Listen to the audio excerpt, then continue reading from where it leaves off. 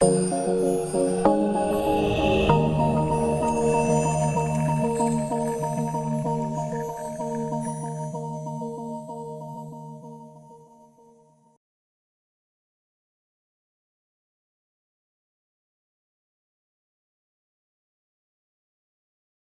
warahmatullahi wabarakatuh. Jumpa lagi di kuliah Logika Informatika. Kali ini kita akan bahas tentang logika itu tersendiri. Di bagian ini kita akan bahas tentang matematika vs logika ya. Jadi kalau di dalam matematika kita akan bahas tentang angka, di dalam logika yang kita bahas tentang kalimat. Tetapi kalimat ini tidak sembarang, kita harus memilih kalimat-kalimat yang sudah jelas nilai kebenarannya, yaitu yang mempunyai nilai benar saja atau salah saja. Atau kalimat ini yang belum jelas keduanya ya. Kalau sudah jelas benar atau salahnya gitu ya, kalimat yang sudah jelas, tidak kadang-kadang benar, tidak kadang-kadang salah, itu namanya proposisi.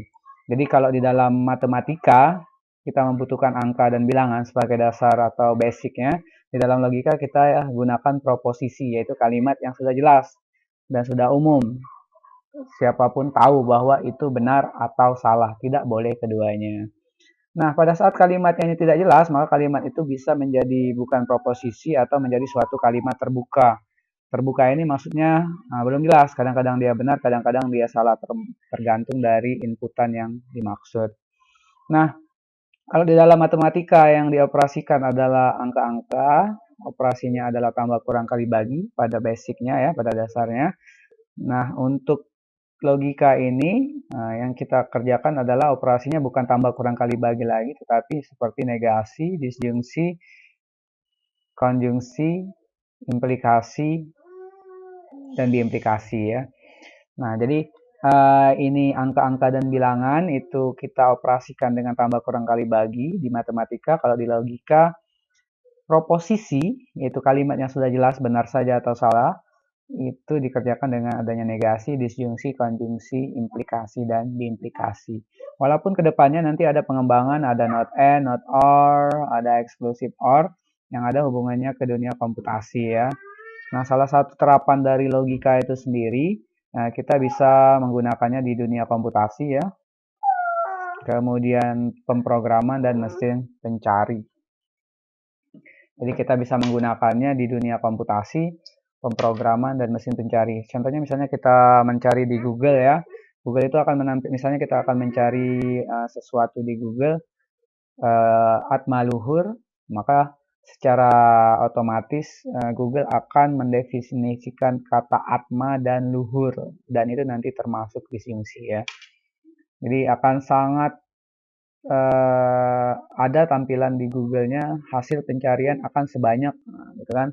Itu artinya pencariannya menampilkan hasil cari yang keduanya yaitu ada kata atma dan oke, ini contohnya kita akan cek beberapa contoh proposisi. Siapa namamu? Siapa namamu ini berarti dia masih bukan proposisi ya. Jadi bukan proposisi. Saya tuliskan bukan proposisi. Bukan proposisi. Indonesia adalah negara Eropa. Ini proposisi ya. Kenapa? Karena kita tahu bahwa Indonesia adalah negara di Asia, Asia Tenggara. Berarti harusnya nilainya selalu salah. Nah, kalau sudah jelas salah gitu ya, berarti dia berupa proposisi. 2x ditambah 3 sama dengan 8. Nah, ini masih kalimat terbuka. Karena kalau x-nya diganti dengan 1, itu salah ya. 2 kali 1 tambah 3, 5, bukan 8. Jadi kadang-kadang bisa salah, kadang-kadang bisa benar. Oke. Kapan benarnya? Pada saat berapa nih? 2,5 ya. Jadi 2,5. 2 kali 2,5, 5 tambah 3, 8. Jadi dia masih terbuka, kadang-kadang benar, kadang-kadang salah. Nah, dari materi ini kita tahu bahwa di dalam logika itu intinya yang dikerjakan adalah kalimat, tetapi kalimat yang sudah jelas benar dan salah atau proposisi ya. Kalau yang bukan proposisi itu harus dikeluarkan dari logika itu sendiri. Kemudian kalau kita menemukan kalimat terbuka, jika kita menginputkan nilai yang tepat, dia akan menjadi proposisi gitu. Kadang benar atau kadang menjadi salah. Oke ya, ini di bagian proposisi tadi kita sudah tahu perbedaan antara matematika dan basic matematika dengan logika matematika ya. Jadi di proposisi diulangi kembali, dia harus punya nilai yang benar, jelas benarnya atau salah ya. Kemudian logika akan menimbulkan lingkaran. Oke, ini bagian proposisi dan simbol dalam matematika. Kita akan mempermudah lagi prosesnya dengan penyimbolan ya, atau bahasa kerennya itu pemodelan. Jadi kalimat-kalimat yang dibahas secara logika filsafat tadi bisa dipermudah dengan logika matematika. Cirinya adalah kita akan menggunakan simbol. Jadi simbol-simbolnya itu bisa dimulai P, Q, R gitu ya. Nah, seperti ini. Oke, pada logika ini proposisi ya, biasanya disimbolkan dengan P, Q, R. Ini fungsinya untuk mempermudah kita dalam belajar dan mempermudah untuk komputasi selanjutnya. Atau dalam dunia komputasi ini dinamakan biasanya variabel ya. Jadi kalau P bisa disimbolkan menjadi regen belajar atau apalah gitu ya, kata-kata yang ingin kita kerjakan ya. Oke, kemudian di dalam logika itu kita bisa melakukan operasi yang pertama yaitu tentang negasi. Negasi itu adalah bentuk ingkaran. Di ingkaran ini kita ingkarkan negasi P gitu ya. Yang awalnya kita P menjadi negasi P, kita ingkar ya. Nah, yang paling penting adalah Anda harus bawa pulang atau Anda paham tentang ini ya. Nah, ini yang terkait dengan dunia Anda. Jadi pada saat kita punya proposisi P, maka tanda ini menyatakan negasi ya, negasi P. Nah, ini kalau kita nilai kebenarannya tadi kan jelas, kalau tidak benar ya salah ya, true, false ya.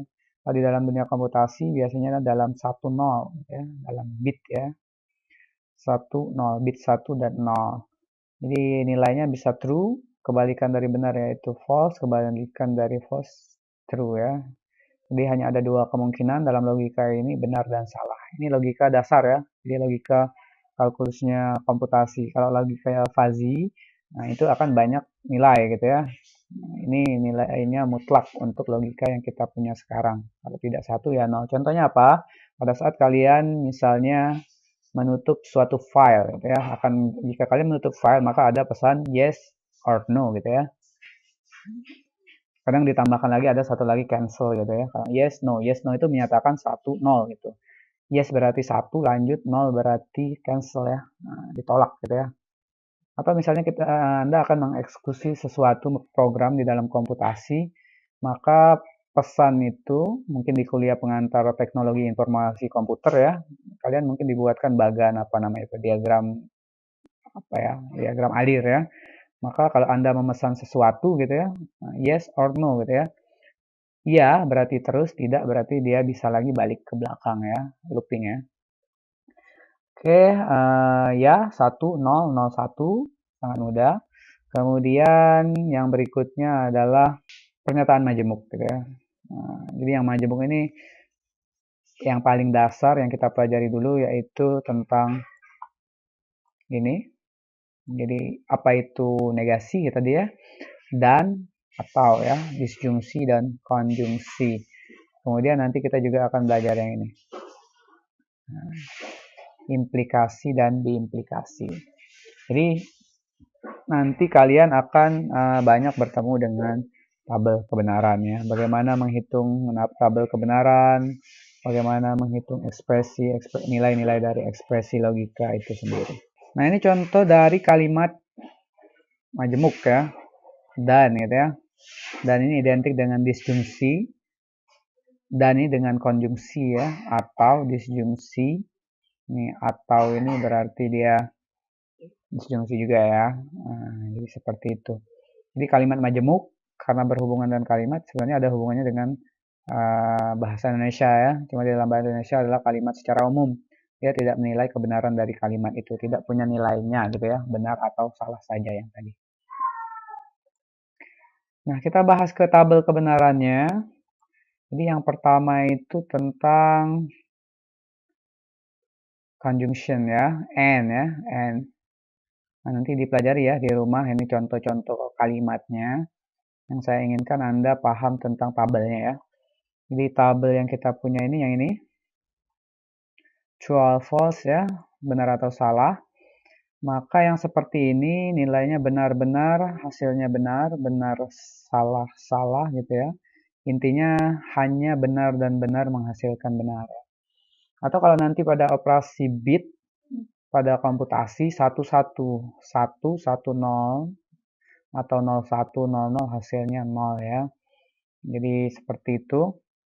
Jika tidak paham kalian bisa buatkan dalam kalimat ya.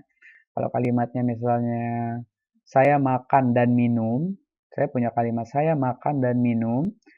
Kemudian Anda melihat saya makan, Anda melihat saya minum, berarti apa yang saya katakan benar ya. Berarti saya tidak bohong ya, benar. Tapi kalau saya bilang saya makan dan minum, ternyata saya tidak minum, berarti saya bohong karena saya mengatakan atau mengaku keduanya. Apalagi kalau terakhir saya mengatakan saya makan dan minum, tetapi saya tidak melakukan keduanya, berarti itu bohong ya. Di caranya seperti itu. Atau kalau jika ingin Anda perhatikan di bawah ini ada rangkaian listrik nih.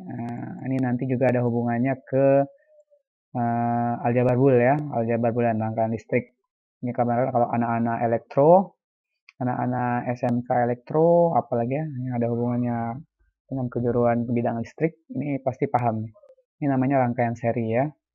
Jadi asumsi dan itu seperti ini.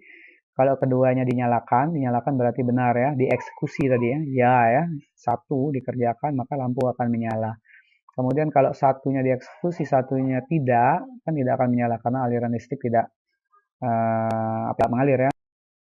Sama ya, apalagi kalau keduanya tidak dihubungkan, berarti akan mati ya lampunya.